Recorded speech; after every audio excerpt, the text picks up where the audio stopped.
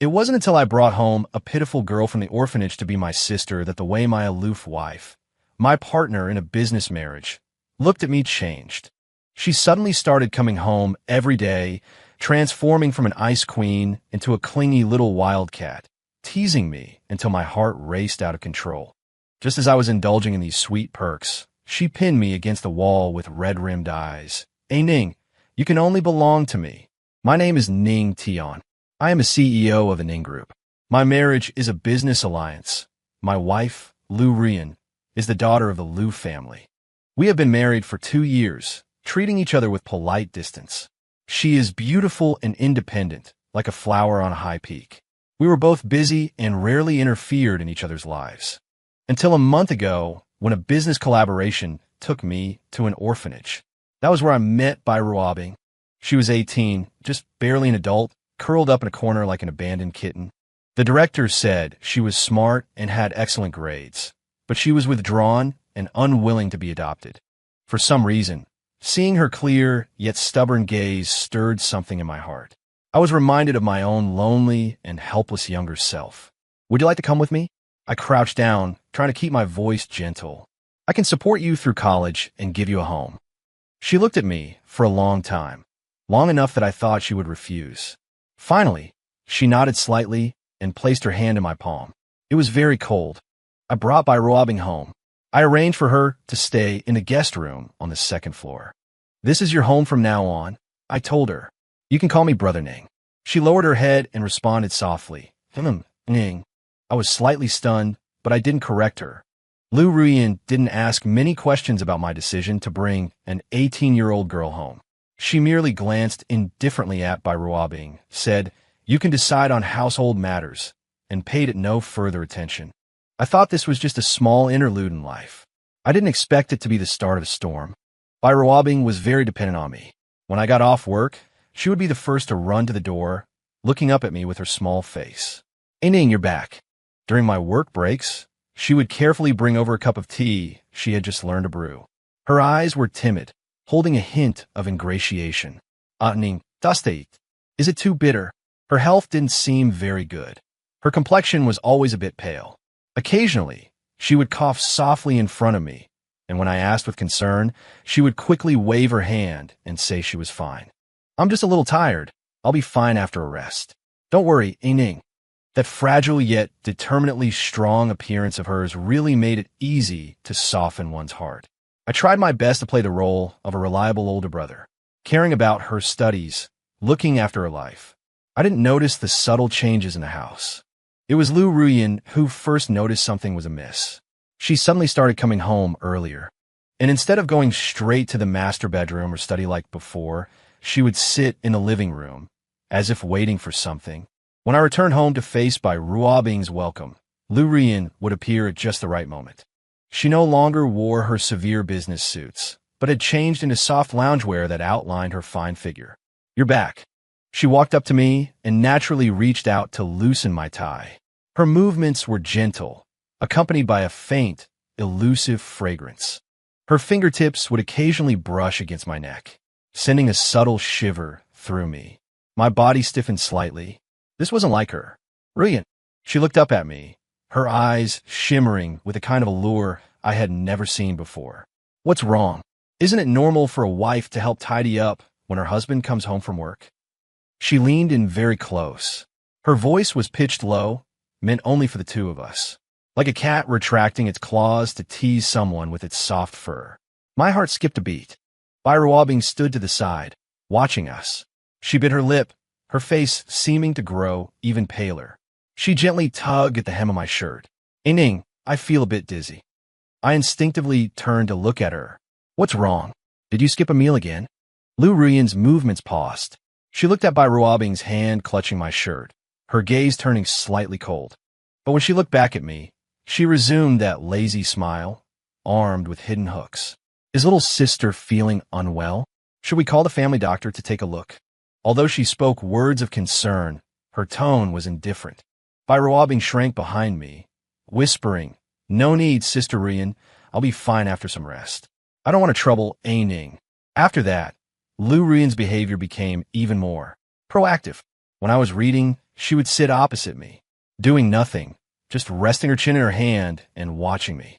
Her gaze was burning, making it impossible for me to focus. When I washed up at night, she would lean against the bathroom doorway. She would discuss insignificant domestic trivia with me. Even when the strap of her silk nightgown slipped down her arm, she seemed unaware of it. The most intense moment was, she walked into my study holding a glass of red wine. She hugged me from behind. Ning Tian.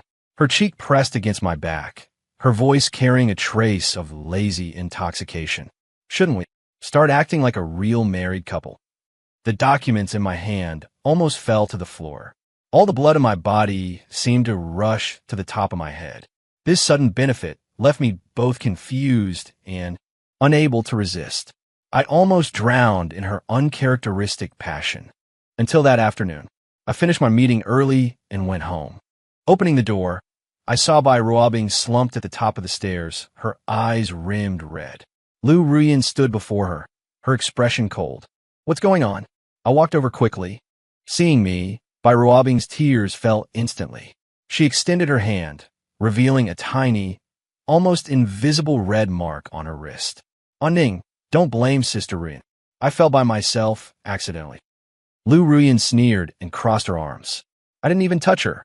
Bai Ruobing shrank back, tears falling even harder, looking at me helplessly. "I'm sorry, Ning. It's all my fault. For making Sister Ruyan angry." Looking at this chaotic scene, I felt a massive headache coming on. That night, I tried to communicate with Lu Ruyan. Ruobing is still young. She just came out of the orphanage, so she might be sensitive." Lu Ruyan was applying nail polish.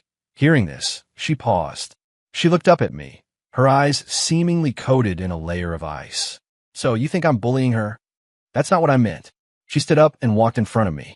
Her fingers lightly traced across my chest, yet her voice carried a bone-chilling coldness. "Ning Tian, you really care about her down to the finest detail, don't you?" She leaned close to my ear, her warm breath spraying against my earlobe. But the words she spoke sent a shiver through my heart. "Just how good is that little girl? To make you protect her like this?" I looked at her face, inches away, emotions I couldn't read surging in those beautiful eyes. There was anger, grievance, and a trace of hurt. I suddenly realized, did she misunderstand something? Before I could figure out, Lu Ruyan had already taken a step back.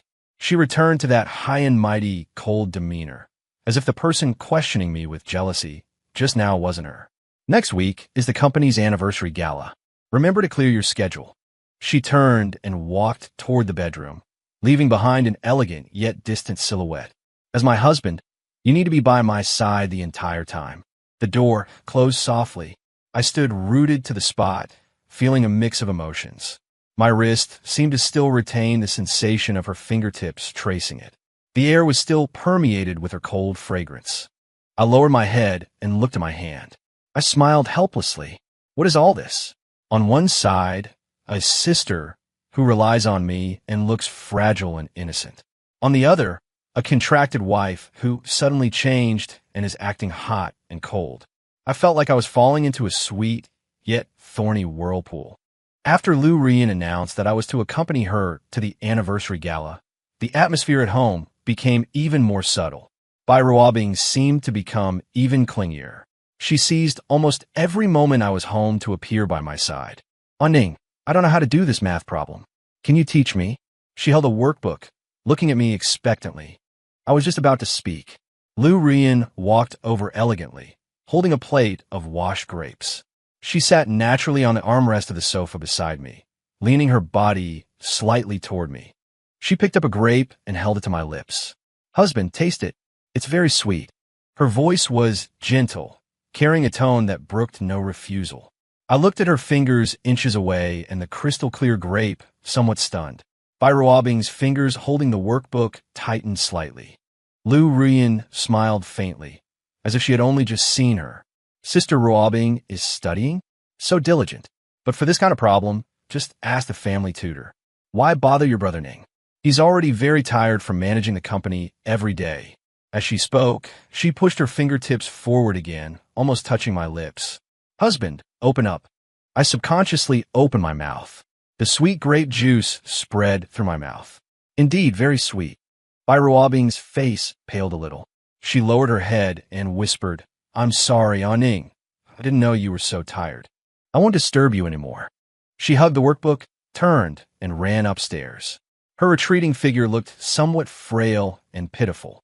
Lu Ruyin watched her leave, the corners of her mouth curling into a barely discernible arc. She pulled out a tissue and deliberately wiped her hands. Kids just don't know any better.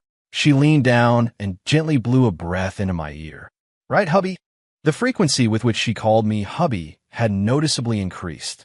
Moreover, every time she said it, her tone was exceptionally lingering, carrying an implication of staking her claim. Looking at her profile inches away, my heartbeat became a bit erratic. This feeling of being cared for by her wasn't bad. In fact, I rather enjoyed it. The next day was the weekend. It was a rare day off for me at home. Bai Ruobing knocked on my study door. She was holding a plate of freshly baked cookies. Their shapes were a bit clumsy, but the aroma was mouth-watering. "Aning, I learned to bake cookies. Would you like to try some?" Her eyes sparkled, filled with anticipation. I picked one up. The taste wasn't bad. "It's delicious. You're very talented, Ruobing." She immediately beamed, as if she had received the greatest praise in the world. "I'm glad Aning likes it. I'll make them for you often." Just then, Lu Ruyin's voice drifted in from the doorway. "Oh, what delicious things are we making?" She was wearing a wine-red velvet gown today, which made her skin look as white as snow. Her aura was extraordinary. She walked over elegantly, her gaze sweeping past the plate of cookies without lingering. Instead, she looked directly at me. "Hubby, has the Thai I ordered arrived? Accompany me to a private cocktail party tonight. I want to see you wear the one I picked." She walked up to my side, naturally picked up the water glass I'd been drinking from, and took a sip. The gesture was incredibly intimate. The smile on Bai Ruobing's face froze. She watched Lu Ruyin use the cup I had drunk from, and the light in her eyes dimmed. As if only just noticing her, Lu Ruyin offered a faint smile. "Little sister is here, too? The cookies are baked well, but your brother Ning has a weak stomach, so you should take it easy on rich, sweet things." As she spoke, she reached out to straighten my collar, which wasn't even messy. Her fingertips ghosted over my Adam's apple. "Right, hubby?" My throat felt a bit dry, so I could only nod. Bai Ruobing lowered her head silently, staring at the tips of her shoes. Her voice was as faint as a mosquito's buzz. "I understand, Sister Ruyin. I'm sorry, Aning. I didn't know your stomach was bad." She picked up the plate of cookies and whispered, "I'll go out now." Watching her dejected retreating figure, I felt a bit uneasy. Lu Ruyin, however, seemed like she had won a battle. Her mood was excellent. She placed her hands on my shoulders, applying slight pressure to make me lean back against the chair. She looked down at me, her eyes holding a trace of slyness and triumph. "Ning Tian." She rarely called me by my full name. "Remember who you are." Her finger tapped lightly against my chest. "You are my husband, Lu Ruyin's husband." Her voice was soft, yet it carried an unquestionable dominance. In here, there can only be me. Looking at the clear possessiveness in her eyes, my heart gave a violent thud. This blunt declaration carried more impact than any roundabout flirting ever could. That evening, I accompanied Lu Ruyin to the private cocktail party as promised. She held my arm, handling herself with ease and looking radiant. In front of everyone, she treated me with the utmost respect. Talking and laughing, we appeared to be the picture of a loving couple. Only I knew that the hand resting in the crook of my arm would occasionally give me a sharp pinch, as if to remind me, don't get distracted. It was getting late when we returned home. The villa was quiet, lit only by a few wall sconces. As soon as we entered the living room, we saw Bai Ruobing curled up on the sofa, apparently asleep. She was covered only by a thin blanket. Hearing the commotion, she woke up. She rubbed her eyes, and upon seeing us, immediately stood up. "Aning, Sister Ruyin, you're back." Dressed in flimsy pajamas, she looked even more frail. I made some hangover soup. It's keeping warm in the kitchen. Would you like some?" Her eyes gazed at me timidly, filled with obvious concern. The smile on Lu Ruyin's face faded. She released my arm, crossed her own, and looked coldly at Bai Ruobing. "You're certainly thoughtful, little sister, staying up this late just to wait for us." Her tone was dripping with sarcasm. Bai Ruobing seemed frightened. She shrank back, her eyes instantly reddening. That's not it. I was just worried about Anning. She looked at me, tears welling up in her eyes. Anning, did I do something wrong again? Seeing her like this, my heart softened. No, Ruobing, thank you. I try to keep my voice gentle. It's late. Go get some rest so you don't catch a cold. Bai Ruobing nodded obediently, whispered good night, and quickly headed upstairs with her head down. Lu Rian watched coldly from the sidelines. Only when Bai Ruobing's figure disappeared at the top of the stairs did she let out a cold scoff. Truly heart-wrenching. She turned to face me, her eyes sharp. Ning Tian, do you enjoy being fought over by two women? I looked at her, a little helpless. Ruyan, she's just a child. A child? Lu Ruyan cut me off, stepping forward until she was almost pressed against me. She looked up at me, her red lips curving into a cold, alluring arc. 18, she's an adult. Her finger traced my tie, slowly moving down, stopping at my chest. The way she looks at you isn't like a child looking at her brother. Her fingertip, through my shirt, gently poked my heart. This place, it better stay clear. Her voice carried a hint of warning. It was mixed with an indescribable allure. Don't forget who your wife is. With that, she didn't wait for my reaction, suddenly stood on her tiptoes and pressed a brief but distinct kiss on my lips. It carried the scent of wine and her unique fragrance. A touch and then gone. She stepped back, looking at my slightly stunned expression, and smiled with satisfaction. Her eyes were like a cat that had successfully stolen a fish. Good night, my husband.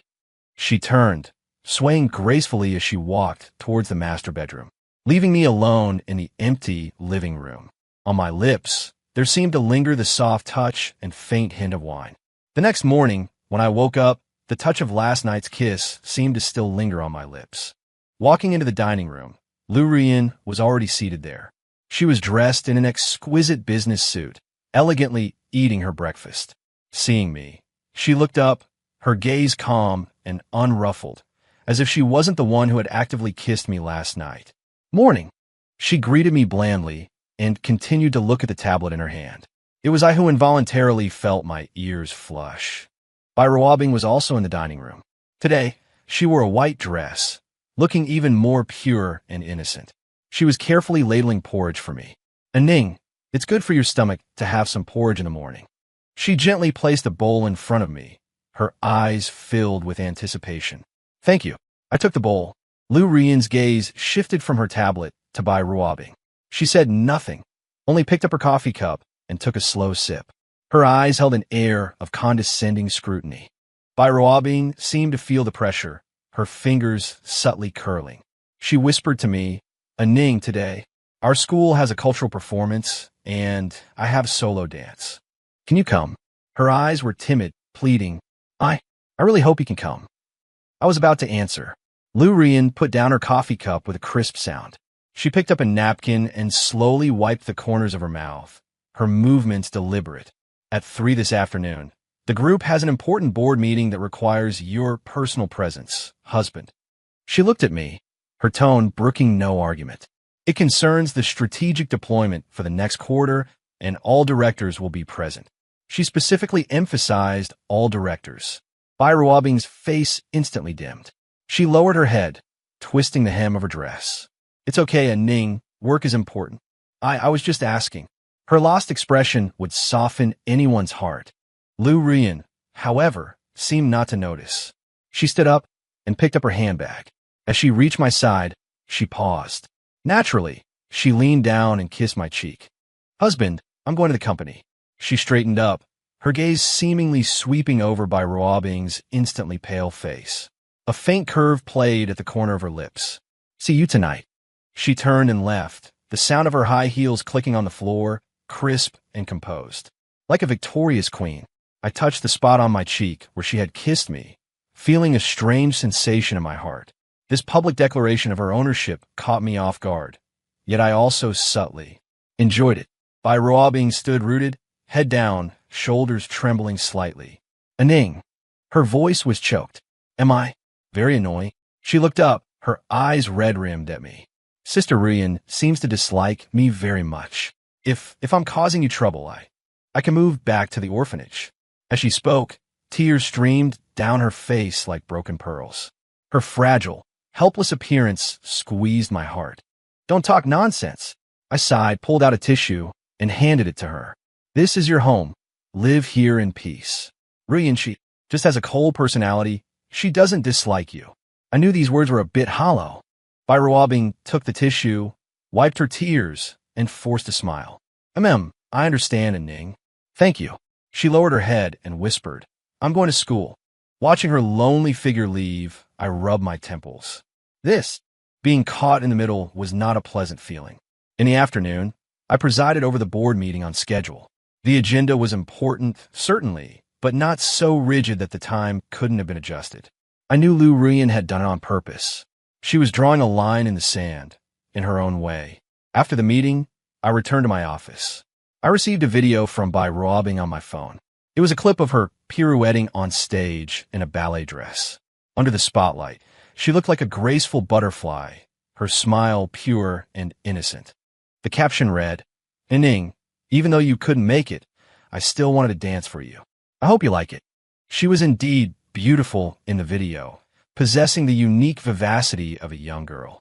I replied with a simple, "You danced beautifully." Almost at the exact moment I hit send, there was a knock on my office door. Lu Ruyan pushed the door open and walked in. She held a folder in her hand, as if she were there to discuss business. But her gaze landed precisely on my phone screen, which I hadn't had time to lock. On the screen was the freeze frame of Bai Ruabing dancing. Lu Ruyan's eyes instantly turned cold. She walked up to my desk and set the folder down. Leaning forward slightly, she braced her hands on the desk and looked me straight in the eye. "It seems President Ning has plenty of free time." The corners of her red lips curved up, but her eyes were cold as ice. "Enough time to admire dance videos, at least." I instinctively started to explain, but she didn't give me the chance. She straightened up, crossed her arms, and let out a cold laugh. "It makes sense. Having an 18-year-old, multi-talented sister at home is certainly much more interesting than facing a cold-natured wife like me." She had obviously overheard what I said to comfort Bai Ruabing this morning. Seeing the surging anger and a trace of imperceptible grievance in her eyes, I felt a mix of helplessness and amusement.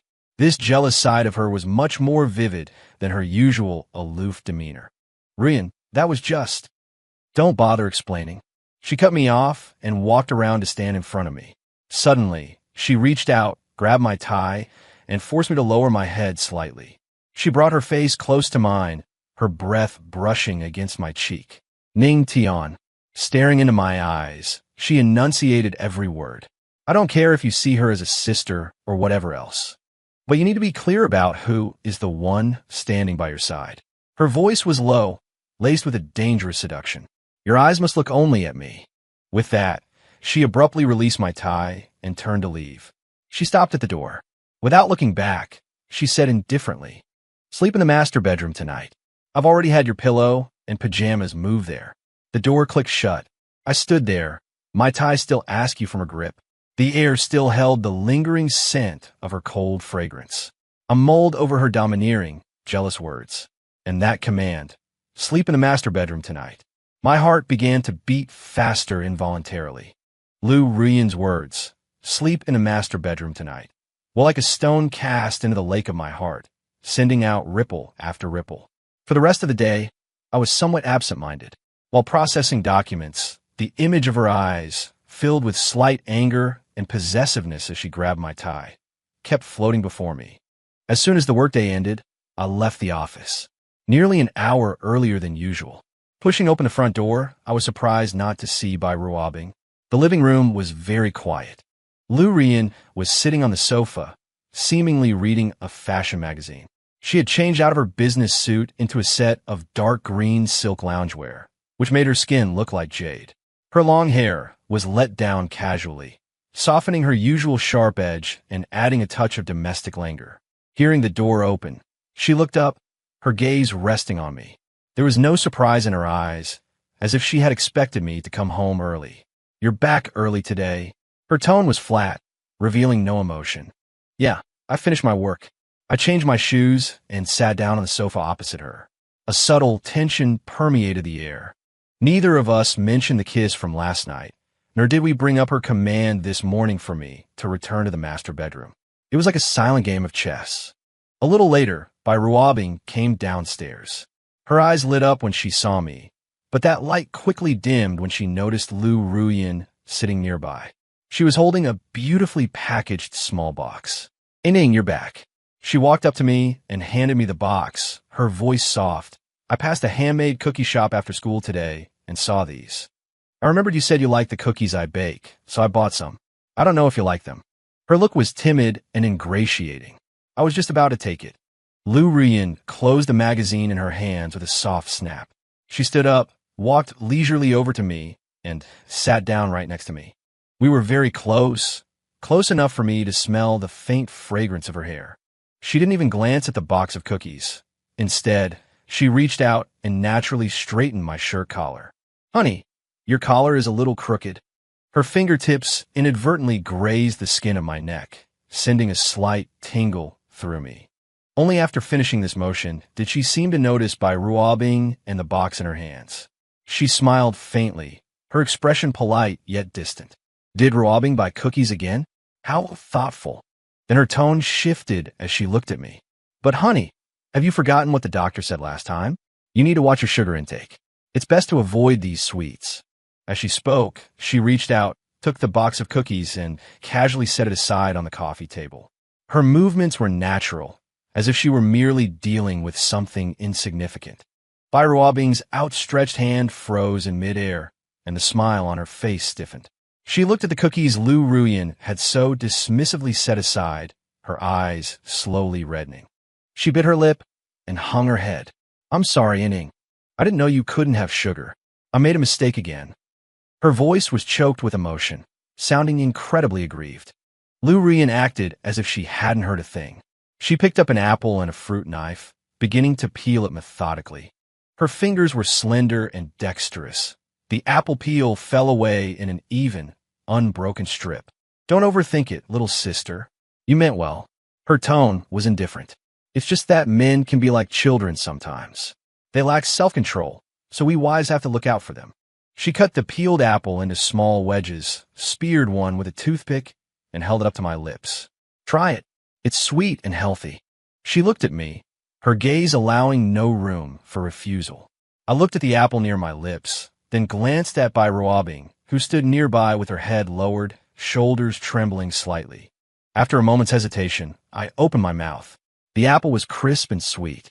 Lu Ruyin smiled with satisfaction, speared another piece, and continued feeding me, completely ignoring Bai Ruobing, who was on the verge of tears beside us. Bai Ruobing stood there like an unwanted outsider. She watched Lu Ruyin intimately feeding me the apple, witnessing my submission to her. The tears finally spilled over. She turned abruptly and ran upstairs. The sound of her footsteps was accompanied by suppressed sobbing. I watched her disappearing figure, feeling a mixture of unease and guilt. Lu Ruyin, however, acted as if nothing had happened. She set down the remaining apple and pulled out a tissue to wipe her hands. It seems she is still too young. Her emotions are quite unstable. Her tone was flat. "You need to rest more. Don't let insignificant matters affect your mood." She stood up and looked down at me. "I'm going to take a shower." She paused, then added, "In the master bathroom." She gave me a pointed look, then turned and walked elegantly toward the master bedroom. I sat alone in the living room. On the coffee table, that box of neglected handmade cookies still sat. The air still seemed to hold the fresh scent of apples and the cold fragrance of Lu Ruyin. My mind replayed the silent confrontation between the two women. Every one of Lu Ruyin's movements and words carried a precise strike and unmistakable possessiveness. In her own way, she was slowly erasing the traces Bai Ruobing had left around me. And in her own way, redefining the relationship between us. The lights in the master bedroom were dimmed to a warm orange glow. Lu Ruyin had finished showering and was leaning against the headboard reading, wearing a silk slip nightgown. Her damp hair tips still held moisture, softening her usually sharp features. Hearing me enter, she didn't look up. She simply turned a page of her book and spoke indifferently. "Your pajamas are in the bathroom. Her tone was as natural as if we had always shared a bed. I walked into the bathroom. Fine water droplets still clung to the frosted glass, and the air was filled with the cool fragrance of her usual body wash. On the vanity, my toiletries were arranged alongside her exquisite bottles and jars, blurring the boundaries between them. It was a strange feeling. When I finished showering and came out of my pajamas, Lu Rian had already put down her book. She was lying on her side, facing me, eyes closed and breathing evenly, as if she were asleep. I moved quietly, lifting the duvet on the other side and lying down. The mattress dipped slightly. A polite distance remained between us, yet her scent and warmth silently drifted over. I turned off the bedside lamp on my side. The room plunged into darkness and silence. There was only the sound of our soft breathing. I thought I would suffer from insomnia, but surprisingly, surrounded by her familiar yet strange scent, I soon grew drowsy. In my half-asleep state, I felt a warm, soft body press against me. Her hand rested lightly on my waist, and her cheek unconsciously nuzzled against my back, like a kitten seeking warmth. I didn't move, letting her lean against me. A corner of my heart softened unexpectedly. The next morning, I was awakened by sunlight and the aroma of food. The space beside me was already empty. Lu Rian had risen early. I walked out of the bedroom, surprised to find her in the kitchen. She was wearing a light gray apron I had never seen before, watching the fried eggs in the pan with intense focus. Her movements weren't exactly skilled, but she was earnest. Toast and milk were already set out on the dining table. Bai Ruobing was up as well, sitting at the table. She watched Lu Rian's back in the kitchen with a complicated look in her eyes. Seeing me, she stood up immediately. "Aning, good morning." Her gaze flickered between me and the master bedroom, her voice sounding a bit dry. "Morning." I nodded. Lu Rian turned around with the fried eggs. Seeing me, her face remained expressionless. "You're up? Have some breakfast." She placed the eggs, their edges slightly scorched, onto the plate in front of me. "It's my first time making them. Just make do." She untied her apron and sat opposite me, her posture as elegant as ever. Bai Ruobing looked at the breakfast Lu Rian had made herself, then at the empty plate before her, her fingers tightening slightly. She lowered her head and whispered, "Sister Ruyan is amazing. I usually make breakfast for Aning." Lu Rian picked up a slice of toast and unhurriedly spread jam over it. "Isn't it only right to make breakfast for one's husband?" She raised her eyes and gave Bai Ruobing an indifferent glance. "You'll have a family of your own one day, little sister. You'll understand then." With a single sentence, she understatedly drew a line, excluding Bai Ruobing from us. Bai Ruobing's face paled. She said nothing more, silently picking up a slice of toast and nibbling on it. The breakfast proceeded in a delicate silence. After the meal, I got ready to head to the office. Lu Rian picked up my suit jacket and helped me put it on with natural ease. Her hands brushed over my shoulders as she adjusted my collar. Then, she picked up a dark blue tie. It wasn't the one I usually wore. "Try this one. I just bought it. It goes with your suit today." She stood before me, standing on tiptoe to skillfully knot the tie. Her fingers moved deftly, her breath close against me. I looked down, taking in her focused expression and the slight flutter of her long eyelashes. Bai Ruobing stood nearby, watching the scene, her eyes looking as if they had been stung. Lu Rian finished the knot, smoothed it out gently, and scrutinized it, seeming satisfied. She took a half step back and smiled faintly. There. The entire process was natural and fluid, carrying an unquestionable intimacy. I touched the knot of the tie, feeling a strange sensation in my heart. "Thank you." Lu Rian picked up her handbag. "Let's go. We'll leave together." She naturally took my arm and looked at Bai Ruobing. "Little sister, we're off to the office. Have a good day at school." Bai Ruobing stood rooted to the spot, staring at our linked arms, and managed to squeeze out a smile. "Goodbye, Aning. Goodbye, Sister Rian." Her voice was so faint it was barely audible. Once we were out the door and in the car, Lu Rian let go of my arm. She reverted to her usual cold demeanor and took out her phone to answer emails. It was as if the gentle, considerate wife from a moment ago had been nothing but a hallucination. The car drove smoothly toward the office. Lu Ruyan kept her head down, looking at her phone, the profile of her face appearing somewhat cold in the morning light. As we neared the office, she suddenly spoke, her gaze remaining on the screen. "It's my father's birthday next week. We're hosting a small family dinner at home. Clear your schedule in advance." Her tone was the usual notification, not a request for discussion. "Okay," I responded. It was a necessary social obligation following our arranged marriage. I was long used to it. She put away her phone and turned her gaze out the window. "Remember to prepare a gift. Father has been into collecting inkstones recently." "Understood." The car fell into silence again. It wasn't until the car stopped in front of the office building and she was about to get out that she added one more thing. "Dress formally that day." She paused, her meaning pointed. "Just us." I was slightly stunned, but then I understood. She meant without Bairuabing. Watching her back as she pushed the door open and exited, I suddenly felt that this aloof wife of mine possessed an extraordinary persistence when it came to staking her claim, and her methods were becoming increasingly precise. That afternoon, I received a message from Bairuabing.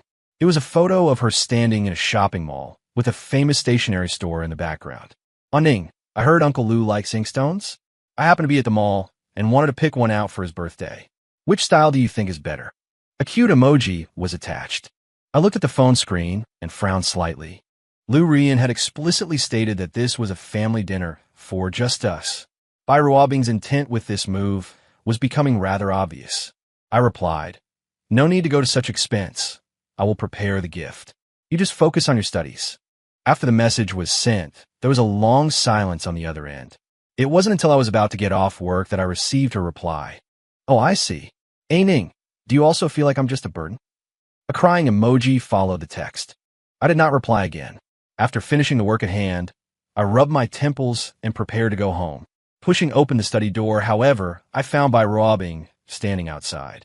Her eyes were red and swollen, as if she had been crying for a long time. In her hand, she tightly clutched an exquisite brocade box. "Ning." Her voice was hoarse and thick with nasal congestion. "Am I really that annoying?" She held the brocade box out to me and opened it. Inside was a small sheet inkstone with delicate carving. It was obvious she had put thought into it. I just wanted to express my gratitude. Uncle Lou is your father-in-law, and since I'm staying here, I should." As she spoke, tears fell again, landing on the velvet lining of the box. "Sister Rian doesn't like me, I know. I can't do anything right. I only cause trouble for you, Ning." She looked up at me with tear-filled eyes, her gaze so fragile it seemed it might shatter at a touch. "If my presence makes things difficult for you, Ning, I can leave right now." She made a gesture to turn away, but her footsteps were unsteady and staggering, as if she might faint at any moment. Seeing her like this, my heart softened slightly, and I sighed. "No one wants you to leave." I took the brocade box, which felt warm to the touch. "The inkstone is beautiful. Thank you for the thought." Bairuabing immediately broke into a smile through her tears, as if she had received a heavenly reward. "Really? As long as you like it, Ning." She took a step forward, seeming to want to get closer to me, but ultimately stopped, simply looking at me with those wet, misty eyes. I knew it. Ning is the best. Just then, a slight cough came from the study doorway. Bairuabing and I turned our heads simultaneously. Lu Ruyan was standing there, arms crossed, leaning against the doorframe. I hadn't noticed when she arrived. She must have just returned home. She was still wearing the evening gown she had worn to the event, a black, off-shoulder-long dress that outlined the perfect curves of her figure. Her face bore exquisite makeup, but her eyes were as cold as ice. Her gaze swept over the undried tear tracks on Bairuabing's face, then fell upon the open brocade box in my hand. The corner of her mouth curled into a faint, mocking arc. "It seems I've returned at a bad time." Her voice wasn't loud, but it carried thorns that pierced the air. Bairuabing acted like a frightened deer, abruptly taking a step back to hide behind me, whispering timidly, "Sister Rian." Lu Ruyan ignored her and walked straight up to me. She carried the cool scent of the outdoors and the faint aroma of wine. She glanced at the inkstone in my hand and gave a light chuckle. Little sister really is thoughtful, finding out my father's preferences so clearly. She raised her hand, not to take the inkstone, but to directly touch the front of my shirt, which had just been dampened by her sister's tears. Her fingertips were cool as they gently caressed the slightly wet fabric. Her movements carried a blatant intimacy and possessiveness. Her gaze, however, looked sharply at by Ruabing behind me. However, her red lips parted slightly, her voice holding a trace of lazy intoxication, yet remaining incredibly clear. My father, naturally, will be taken care of by me and my husband. There is no need to trouble. An outsider. She emphasized the word outsider with particular weight. Ruabing's face instantly turned as pale as paper. Her body swayed, and tears welled up again, but she bit her lip hard to keep herself from crying out. Lu Ruyan withdrew her hand, as if she had merely brushed away a speck of dust. She looked at me, her expression returning to calm, perhaps even carrying a hint of weariness. I'm tired.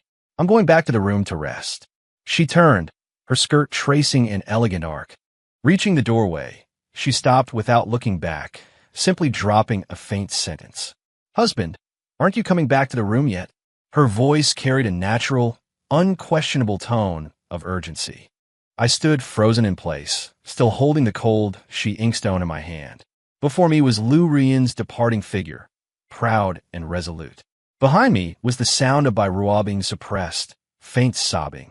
The air was filled with the intense scent of gunpowder and jealousy left behind by the silent confrontation between the two women. I looked down at the brocade box in my hand. I placed it gently on the desk. Then, I stepped forward and walked in the direction of the master bedroom. Some boundaries. Must be clear. When I walked into the master bedroom, Lu Ruyan had already removed her makeup and changed into a nightgown. She was sitting at the vanity with her back to the door, brushing her hair.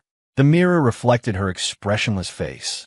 I closed the door. The only sound left in the room was her comb gliding through her long hair. Throw away the inkstone.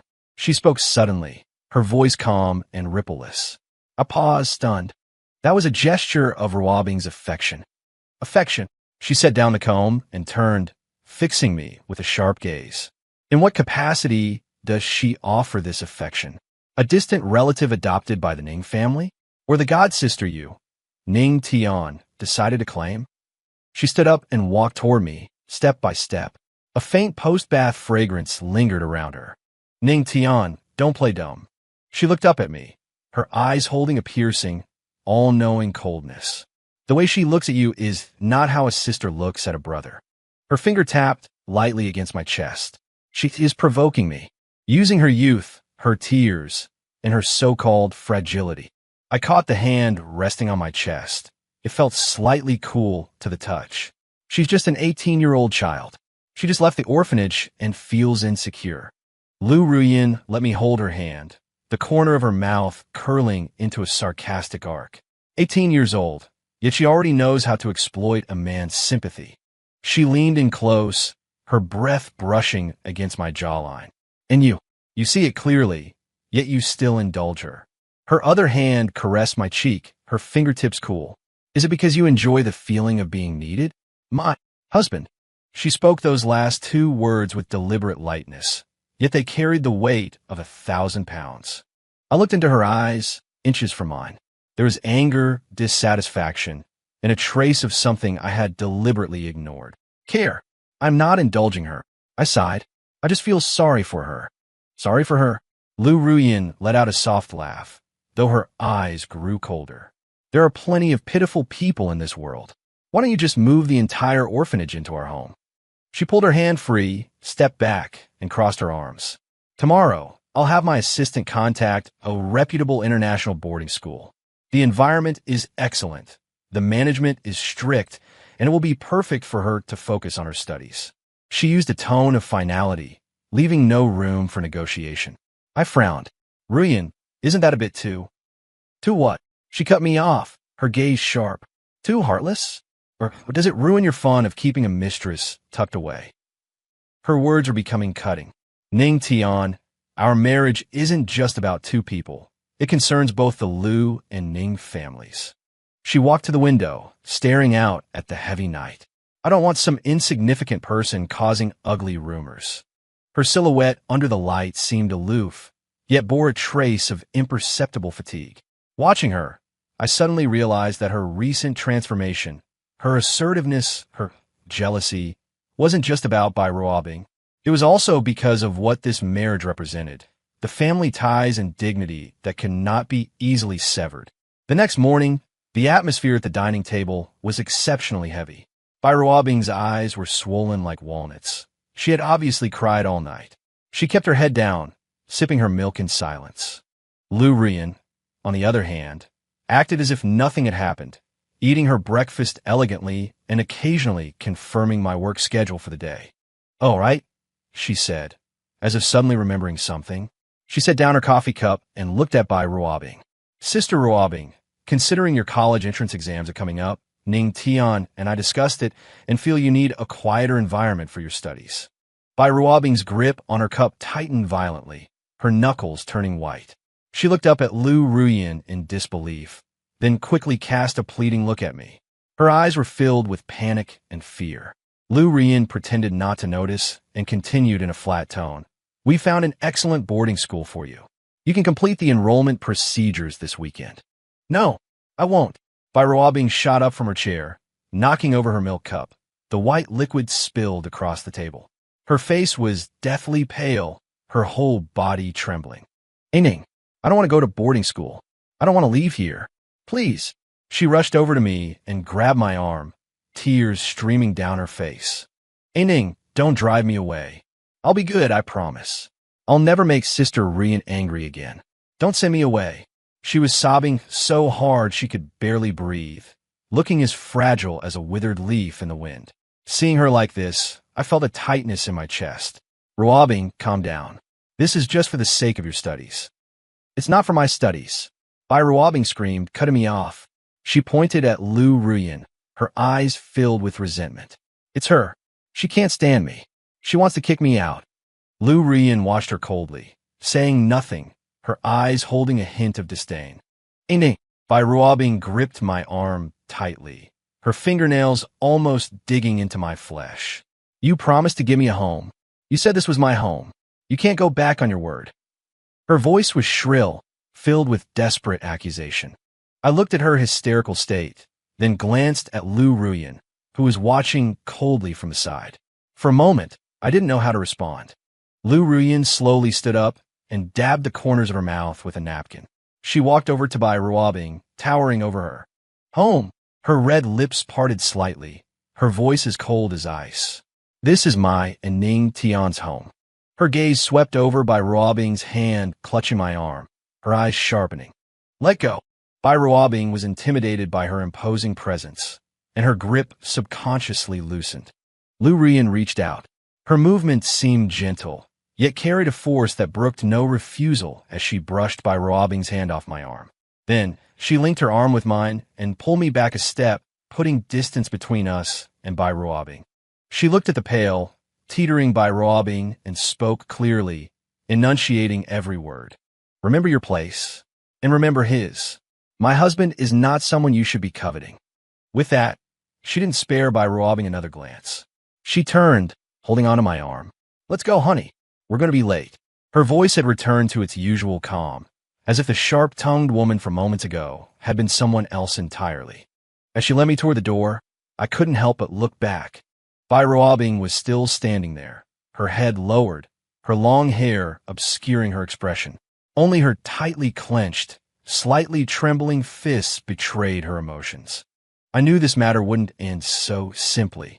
Over the next few days, the atmosphere in the house plummeted to freezing.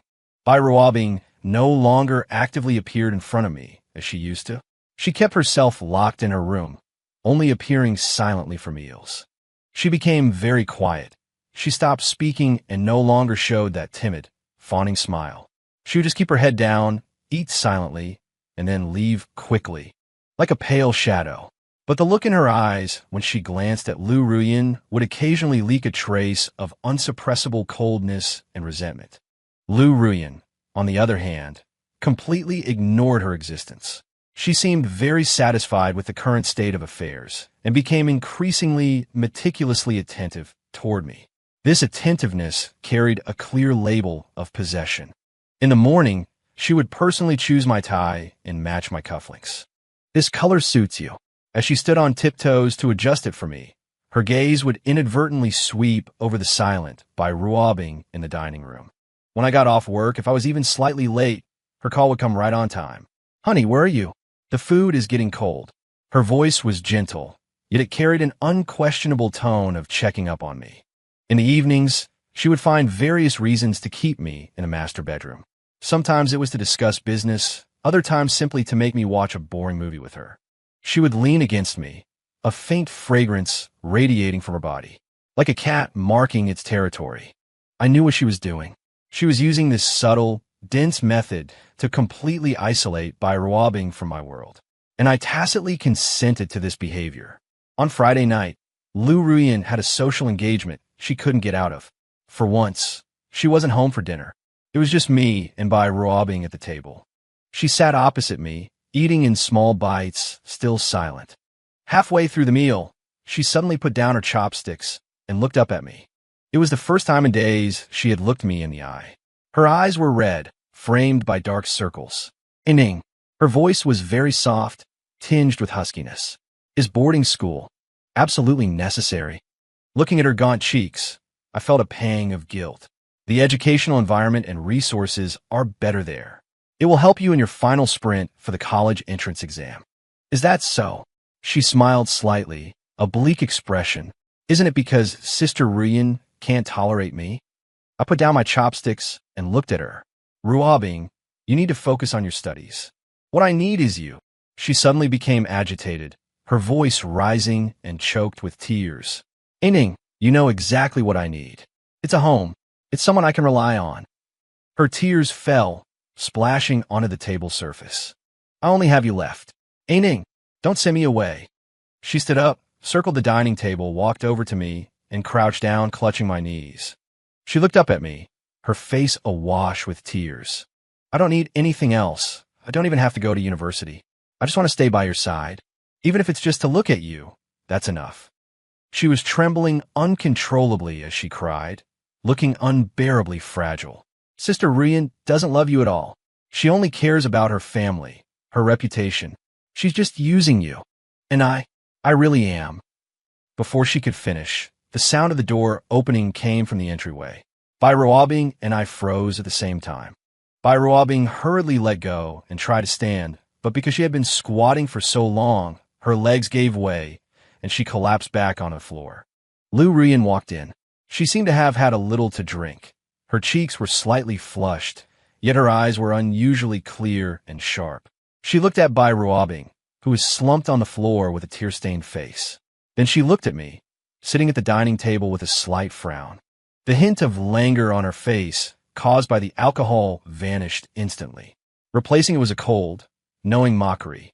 "It seems I've come back at an unfortunate time again." Her voice wasn't loud, but it seemed to carry shards of ice, freezing the air in an instant. Ruabbing scrambled to get up, stammering an explanation. "No, Sister Ruyan, I was just..." Lu Ruyan ignored her and walked straight up to me. She carried the chill of the night wind and a faint scent of alcohol.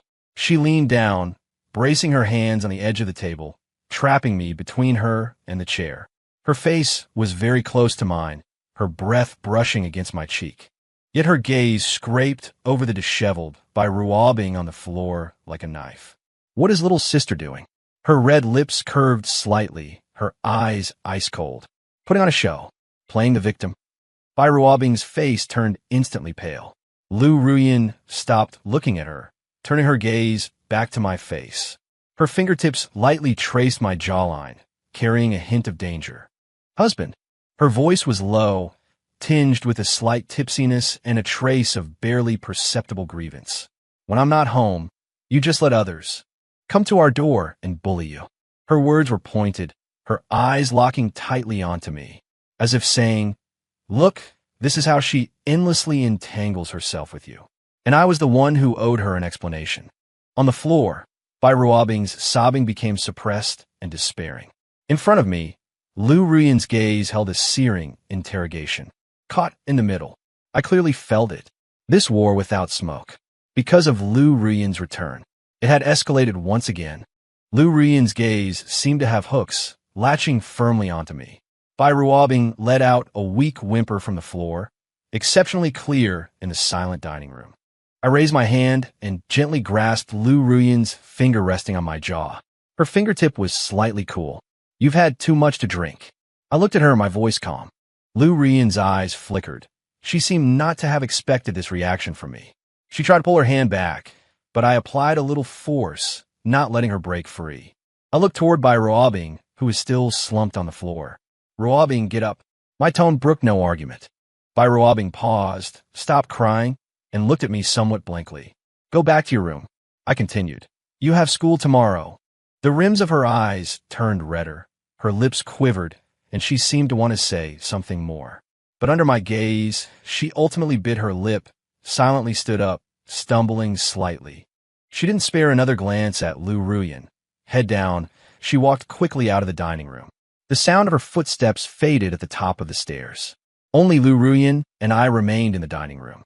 She maintained her posture, leaning over to trap me, but the sharpness in her eyes had faded somewhat, replaced by a trace of scrutiny and dissatisfaction. "You're protecting her?" She raised an eyebrow, her tone chilly. I let go of her hand, leaned back, and put a little distance between us. "I am solving the problem." I looked at her, not letting the problem escalate. Lu Ruyan straightened up, crossed her arms, and sneered. "Solve? How do you solve it?" "Sending her away is the best way to solve it. She is dependent on you, Ning Tian. Can't you see that? That kind of abnormal dependence." There was a hint of agitation in her voice that she might not have even noticed herself. "I know," I responded calmly. Lu Ruyan was stunned. She seemed not to have expected me to admit it so bluntly. "I will talk to her," I added, "when her emotions are stable." Lu Ruyan stared at me for a few seconds, as if judging the truthfulness of my words. Then, the coldness on her face slowly faded, replaced by a complex emotion. She suddenly bent down, leaning close to me again. This time, her breath brushed directly against my lips, carrying the scent of wine and her unique coldness. "Ning Tian," she called my name, her voice very soft, but carrying a kind of stubbornness. "I don't care how you talk to her, but there can only be one result." Her fingertip tapped my chest again, resting over the location of my heart. "Here." Her gaze was burning, holding an undisguised possessiveness.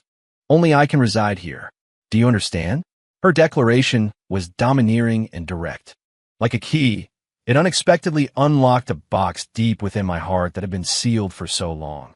I looked into her eyes, which were inches from mine, filled with intoxication and intense determination. I gave no answer. Instead, I reached out, wrapped my arm around her waist, and pulled her a step closer into my embrace. Her body stiffened slightly, seemingly surprised. But she didn't resist. I lowered my head and leaned close to her ear. I could feel her breathing instantly quicken. "Lu Ruyan." I mimicked her way of addressing me by my full name, my voice low and deep. "Have you been getting a little too jealous lately?" The tips of her ears turned red at a visible speed. The blush spread all the way down to her neck.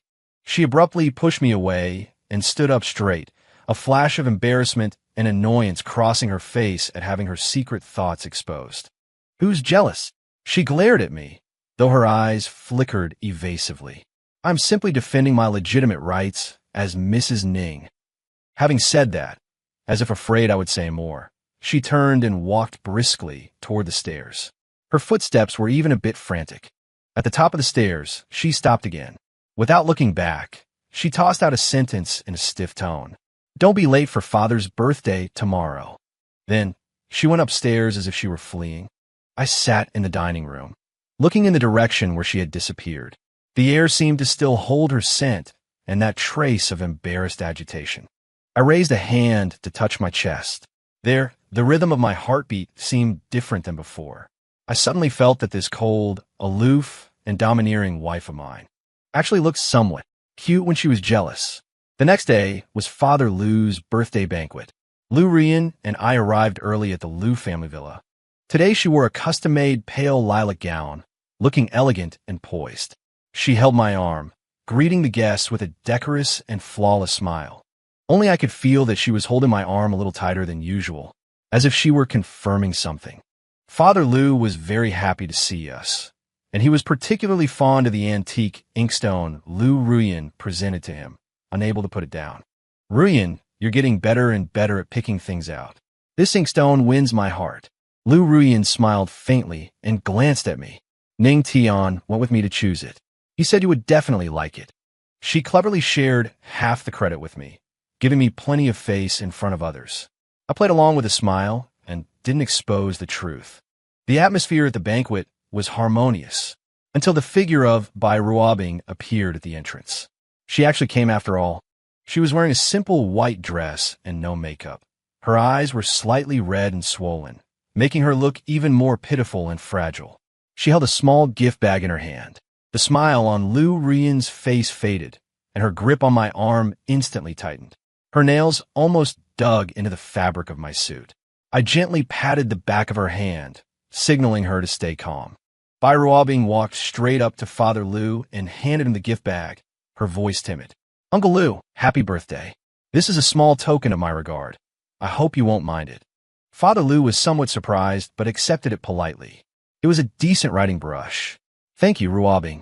That's very thoughtful of you. After giving the gift, Bai Ruobing didn't leave immediately.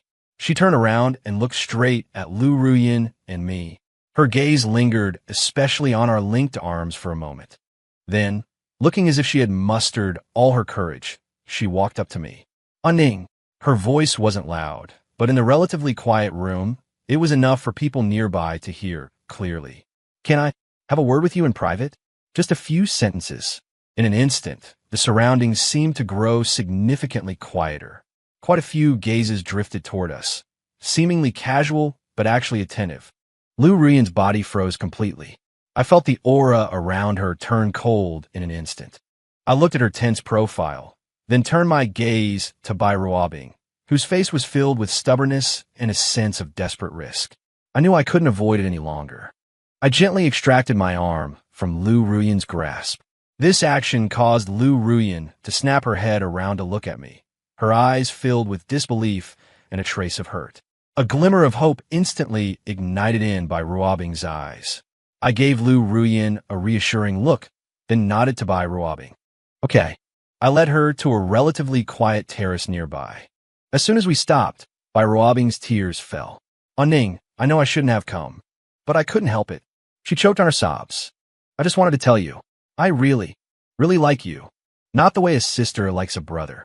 She looked up at me with teary eyes, holding onto a final shred of hope and despair. I know I can't compare to Ruyen. I don't have her family background, nor am I as beautiful as she is. But I met you before she did, and my heart is truer. Ning, please give me a chance. Even if I just stay by your side and watch you from a distance, that would be enough. She reached out, trying to grab my sleeve. I took a step back, avoiding her hand, and looked at her with a calm gaze. Ruobing, my voice was steady, without a single ripple. I brought you home out of sympathy and responsibility. I promised to give you a home, support your education, and let you grow up in peace. But that responsibility does not include the feelings you were hoping for. Bai Ruobing's face instantly turned as pale as a sheet, and her body swayed. Why? Is it because of Ruyen? She forced you, didn't she? No, I interrupted her, my tone firm and decisive. It is because she is my wife. I looked at her, articulating every word with absolute clarity. And I love her. The moment those words left my mouth, even I was slightly stunned. But what followed was a clarity and certainty unlike anything I had felt before. From the shadows at the entrance of the terrace came the sound of a sharp, stifled gasp. I turned to look. Lou Ruyen was standing there. I didn't know how long she had been there. She had her back to the light from the hall, so I couldn't see her expression clearly. I could only see her tightly clenched fists and her slightly trembling shoulders. Bai Ruobing saw her too. The light in her eyes died out completely. She looked at me, then at Lou Ruyen, and suddenly began to laugh, a miserable, despairing laugh. I understand. So, I've been a joke all along. She murmured. Without looking at us again, she turned and ran off, stumbling away in a daze. I didn't chase after her. My gaze fell upon the figure at the entrance of the terrace. I walked towards her. I stopped in front of her. She kept her head down, refusing to look at me. I reached out and gently lifted her chin. Her eyes were red, and there were still wet tear stains on her face. But within those eyes, the usual coldness and sharpness were gone, replaced by a surging tide of emotion that almost drowned me. There was shock, ecstasy, and a fragile disbelief. What? What you just said? Her voice was choked with sobs, filled with cautious hesitation. It's true. I looked at her and repeated it with absolute clarity. Lu Ruyan, I love you. Not because of our arranged marriage. Not because of responsibility. Simply because she is Lu Ruyan. This woman who gets jealous for me, who becomes unlike herself for me, and who loves me in her own clumsy yet domineering way. Lu Ruyan's tears burst forth like a broken dam. She threw herself into my arms, hugging my waist tightly and burying her face in my chest, like a child who had finally gotten her favorite candy. She cried without caring about her image. Her warm tears soaked my shirt. I wrapped my arms around her, gently patting her back, letting her vent her emotions. After a while, her sobbing gradually subsided. She looked up from my arms, her eyes and nose red, yet she glared at me fiercely. Ning Tian, you bastard, she scolded me through her tears. You made me sad for so long. I lowered my head and kissed her wet eyes. My fault. She punched my chest again. From now on, your eyes and your heart can only hold me. Okay, you're not allowed to look at another woman ever again. Okay, you're not allowed to be soft-hearted towards others. Okay. For every command she gave, I agreed, until she could no longer find anything to forbid. She looked at me, then suddenly stood on her tiptoes and kissed my lips. It tasted of salty tears and a burning determination of something lost and found. The kiss was domineering, lingering, and brooked no refusal. It was as if she were branding an eternal mark upon me. When the kiss ended, she was panting slightly, her cheeks flushed crimson. Yet her eyes were shockingly bright, filled with the usual dominance and possessiveness that belonged to Lu Ruyan. She looked at me and declared, articulating every word. Ning Tian, listen to me closely. From the strands of your hair to the tips of your toes, from this life to the next, you can only be mine. Seeing her looking so domineering yet adorable, I couldn't help but chuckle softly. I pulled her tighter into my arms. Emmet, I am yours. All of me is yours. Outside the window, the moonlight was beautiful.